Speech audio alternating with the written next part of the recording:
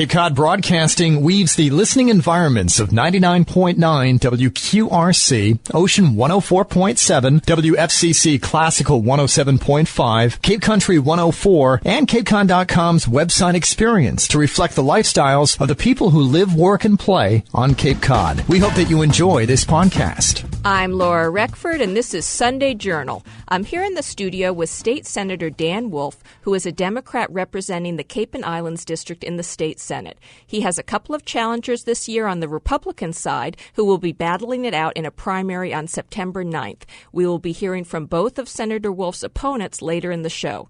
The primary on September 9th will determine which of them will appear on the general election ballot in November. Dan, welcome to the show. Thank you. It's wonderful to be here.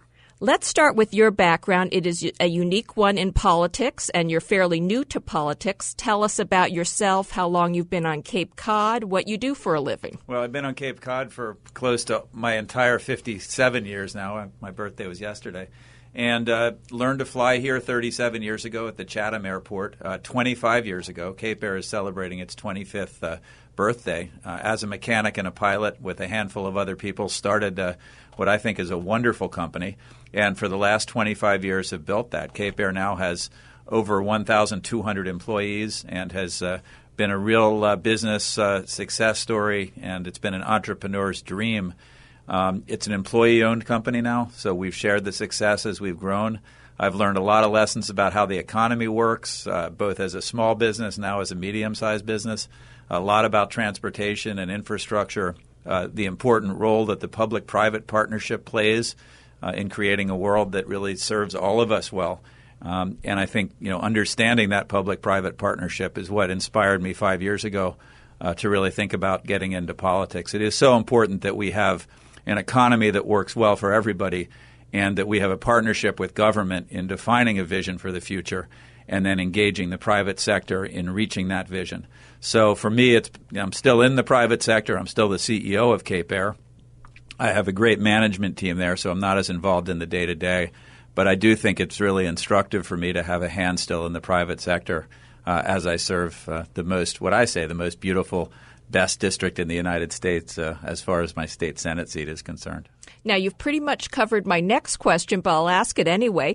Your political philosophy, can you fill in the gaps a little bit on that? Well, what I said 4 years ago when I ran is I see the government's role as laying the tracks, and I see the private sector's role as fueling the engine that goes down those tracks. So when we look at any sector of the economy, whether it's transportation in my case, which I happen to know a lot about, but whether we're talking about energy production, distribution, consumption, whether we're talking about food production and drugs, whether we're talking about some of the other all-important aspects of our economy and our lives, I think it is important for us to have a democratic process that defines what our long-term goals and visions should be, and then appropriately engage our business community in achieving those long-term goals and visions. Now, what do you feel have been your biggest accomplishments during your time in office so far? I guess the first 2 years are really about learning. It's sort of a microcosm of life. The beginning stage, you're learning. The second stage, you're serving. And I really spent the first 2 years building relationships in Boston, listening to the constituents down here about what the big issues are, and the last couple of years really working hard on those issues. Now, we know that the biggest environmental challenge we have on the Cape is our wastewater challenge. And one of the reasons I got into politics 5 years ago was taking the last 20 years where I've learned through the Chamber of Commerce, through the Association to Preserve Cape Cod, and through the towns, working with the towns, that this is a critical environmental issue. We've managed over the last several years to procure the funding for the 208 wastewater study, which is a regional study and plan being put together by the Cape Cod Commission. And I think working hard on that to really guarantee us a good environmental future here probably is the biggest single accomplishment relative to the region, because I really believe now that in 20 years we're going to go to some of our compromised estuaries and bayments and ponds and lakes on Cape Cod, and we're going to see that we have reversed some of the damage that's been done over the last generation. It's amazing to me that we had to close Cliff Pond in Nickerson State Park last week for swimming. And if people really understand the importance of tourism and travel to the economic viability of our region, they'll understand what a canary in the coal mine that is potentially. As I say, nobody goes to vacation in Love Canal. People need to understand and see Cape Cod as a pristine, beautiful environment, and that is so integral to our life for those of us who live here, but also for our economy, for those visitors that we welcome here. So I think wastewater, getting that on the right track, is a huge accomplishment. Working in other areas of our economy, the fishing industry is so important, and we're seeing what was a history of traditional fishing continue that as we manage our fisheries, but also we're seeing the emergence of aquaculture as a managed, farmable, sustainable fishery here on the Cape. And I've been working hard on that issue as well. What I say, cradle to grave, social and education issues. Very engaged looking at how our education is funded here and meeting and getting to know some of the great educators, both at an administrative level, the superintendents, but also the teachers, a very good relationship with the Mass Teachers Association, and understanding from classroom to budget how important the educational system is and that we fund it appropriately. And I think we have some work to do there. We have an aging community here. I think by demographics, we're one of the oldest communities in the United States. And I think I've learned a lot about what we can continue to do to invest in those who have done so well during their lives and who now are either in retirement or really needing services on the elder end. Early childhood education, I know that that's a huge issue with a lot of opportunity. And so looking at the beginning end of life. So I could go on, Laura, for a lot more than the 17 minutes we have, but it's been an incredible learning experience. I think we've got a lot of successes, but I think only the beginning. And part of the reason I'm running for re-election is to make sure that thread continues going forward. And we've touched on several of the big issues here on the Cape and Islands. A couple others that I wanted to get your feedback on: crime, drugs. Talk about that a little bit. Such a big issue in this region. It's an amazingly complicated and sad picture. The transition from prescribed drugs, oxycodone, OxyContin, into heroin addiction. It is the scourge of that generation. And I have 3 daughters now, all of whom are between the ages of 20 and 26. So that has been my window into that world. And for those of us who grew up in the 60s and 70s, that was considered to be the drug culture. I think our perspective is that in some ways these drugs are more benign than they really are. These drugs are incredibly addicting, incredibly just horrible. And we need to continue to look at that. We passed a bill in the closing moments of this session that really addresses that. It requires that insurance companies pay for a certain level of treatment. It requires the drug companies to be a lot more responsible with the way they distribute their drugs. But we have a long, long way to go. I think we need to hold the pharmaceuticals that are putting those drugs out in our communities a lot more accountable and a lot more responsible relative to the financial end of prevention and treatment. So it is the biggest social problem in our community right now, is the substance abuse and addiction and the related social problems, including crime. And it's something that the State House is focused on, and it's certainly a priority for me. I'm Laura Reckford, and this is Sunday Journal. We're focused on politics with the upcoming primary on September 9th. I'm talking with State Senator Dan Wolf, who is running for re-election. He has 2 Republican challengers who will battle it out in the primary on September 9th. We're talking about some of the top issues on the Cape and Islands. What about affordable housing? That's one that comes up often. Well, the disconnect here in the community between starting a family and being able to afford to live here. Housing is a component of that. As a lot of the listeners know, the average income in my district is $4,000 less than the statewide average. So it's not just that we have a housing crisis here relative to affordability, but we also have an income gap between those who are earning and those who want to live here. So part of it is how do we bridge the gap between the incomes that are lower than state average and the cost of housing here on the Cape. We did just pass a bill in the waning hours of the session that addresses some of the affordable housing and housing issues. But again, I think we have to be creative here on the Cape. We have to build housing stock in appropriate areas or redevelop appropriate areas for young family starter housing. And certainly that's an opportunity going forward.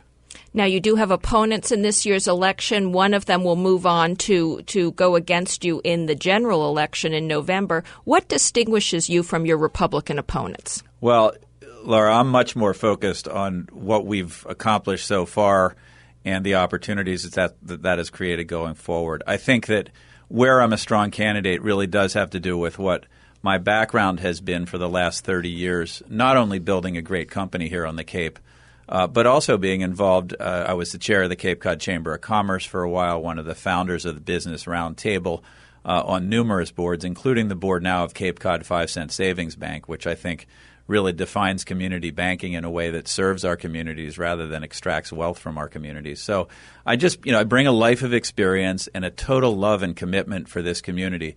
This is an extraordinary community that I serve, known for its creative intellect, known for its environmental beauty, and it's just a blessing for me to serve this community, and I just hope that the listeners there think I've been doing a good job. I'd love to hear input on that, and the ultimate input is what people do in the voting booth. So I think I'm just warming up to really get some exciting things done here on the Cape.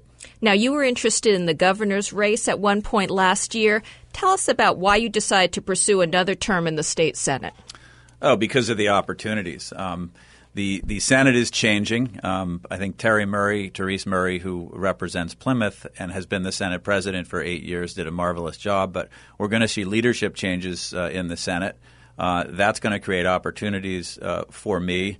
I'd like to stay on as chair of the Labor and Workforce Development Committee because that's something I do know a lot about, and I've worked there for 4 years. But I'm really excited about the role that the Senate is going to play going forward. We're going to have a new administration, whether it's a Democratic or Republican administration. The Senate is really going to emerge, I think, in the next session as a real leader on a lot of important public policy issues. And I'm just going to be, should I be blessed to get reelected, I'm just going to be thrilled to be part of that process. Another big issue in this region always coming up, renewable energy, and I know you have strong feelings about that. Tell us about that and what you feel about the renewable energy projects going on the Cape right now. Well, when I ran 4 years ago for the seat initially, I set a very ambitious goal that over the next 20 years, I thought that the Cape and Islands could be a net exporter of energy through renewable and sustainable distributive energy production. I think that's true now more than ever. We've seen a lot of the towns through CVEC do some really medium-sized energy. People see them visibly at the landfills and at the transfer stations. But you're also seeing more and more renewable energy on rooftops of both residential and business places. And I really think that 20-year goal is still achievable, that if we're smart about investing in our energy infrastructure and continue to invest in renewable, sustainable, we can be a world leader, certainly a national leader, showing others how this can be done region by region. So I'm incredibly excited about that. We had a bill at the end that never really got passed. We did increase the net metering cap that will facilitate the building of more renewables, mostly small-scale renewables. But I'm really excited coming back into session in January, again, should I get reelected, to pursue a bill that will facilitate that continued transition off of fossil fuel, off of a dependence on oil, to locally produced and locally distributed energy. It's one of the real opportunities in our region relative to economic development and environmental sustainability. Now, you've been up there on Beacon Hill. You've been involved in what is that sausage-making, law-making aspect up there. What do you like or don't like about how things work up on Beacon Hill? Well, it's a much more deliberative process than the process in the private sector. We're used to, in business, making decisions and implementing. I think the democratic process, and this is not a criticism, it's actually a statement of, I think, how the process works well. It's a much slower process which allows for more input, and I think we're closer to getting it right. Now, that frustrates a lot of people who are watching from the outside because they're wondering, why does it take so long to get a housing bill or an energy bill or a substance abuse bill through? And the reason is because we really do try to be deliberative and listen to people. Now, on the other side of the coin, I think things actually happen a little bit too slowly sometimes. I think that we could be in session more. I think that we could be holding committee meetings more, and I think we could be trying to move legislation more that would help people. So it's a little bit of frustration, but I think that's my problem coming from the private sector and understanding that the public sector, by necessity, in a good democratic process, is going to work a little bit differently. Now, in the last minute or so that we have left, what would you like to leave with voters? When they think about Dan Wolf, what should they think of? Well, first of all, I again want to thank the folks who are listening for allowing me to serve as the state senator for the last 4 years. It has been an amazing blessing, and I've gotten to learn so much more about this remarkable place that I call home. So the first is a huge thank you. And the second is we have a lot of work in progress, from education initiatives to energy initiatives to environmental initiatives to transportation initiatives. We didn't talk about the third bridge, but that's going to be a controversial issue going forward. There are so many balls in the air that I would like to continue working on that I really, if people understand and like the job that I've been doing, would really ask for the support in continuing that. So I thank people for their support. I thank them for allowing me to serve them, and I hope and I'm asking that they allow me to continue. And unfortunately, we are out of time. Dan, thank you so much for coming in. Laura, great to be here. Thank you very much. I'm Laura Reckford, and this is Sunday Journal. This podcast is a presentation of Cape Cod Broadcasting, which is solely responsible for its content. Thank you for listening. For more information, please visit us at capecodbroadcasting.com.